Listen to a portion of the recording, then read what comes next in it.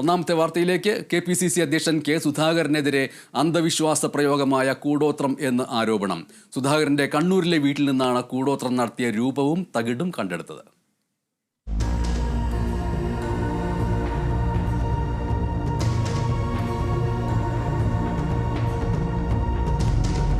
K സുധാകരന്റെ കണ്ണൂർ നടാലിലെ വസതിയിൽ നിന്നാണ് തകിടുകളും രൂപവും കുഴിച്ചെടുത്തത്. സുധാകരനെ അപായപ്പെടുത്താൻ അന്ധവിശ്വാസ പ്രയോഗമായ കൂടോത്രം നടത്തിയെന്നാണ് ആരോപണം. MP എന്ന നിലയിൽ പോലീസ് സുരക്ഷയുള്ള വീടിനകത്തു നിന്നാണ് കാസർഗോഡ് MP രാജ്മോഹൻ ഉണ്ണിത്താന്റെ സാന്നിധ്യത്തിൽ വസ്തുക്കൾ പുറത്തെടുത്തത്. ഇത് സംബന്ധിച്ച് 1.5 വർഷം മുൻപത്തെ വീഡിയോ ദൃശ്യങ്ങൾ പുറത്തുവന്നു.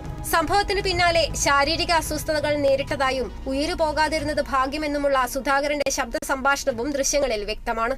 ഒരുപാടുണ്ട് കേട്ടോ, ഒരുപാടുണ്ട്. മാക്സിമം ഒതുക്കാൻ പറ്റുന്നല്ല ഒതുക്കി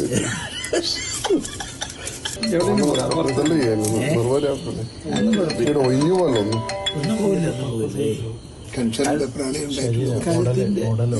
ഇവിടെ ഇത്ര ഭാഗമാണ്. ഇന്ദിരാഭവനിലെ KPCC അധ്യക്ഷന്റെ ഇരിപ്പിടത്തിനടിയിലും പേട്ടയിലെ മുൻ താമസ സ്ഥലത്തിനും പുറമെ ഡൽഹിയിലെ നർമ്മദ ഫ്ളാറ്റിൽ നിന്നും തകിടുകൾ കണ്ടെടുത്തതായി റിപ്പോർട്ടുകളുണ്ട്. സംഭവം വിവാദമായെങ്കിലും കെ സുധാകരൻ ഇതുവരെ ഔദ്യോഗികമായി പ്രതികരിച്ചിട്ടില്ല. News desk, Kerala Vision news.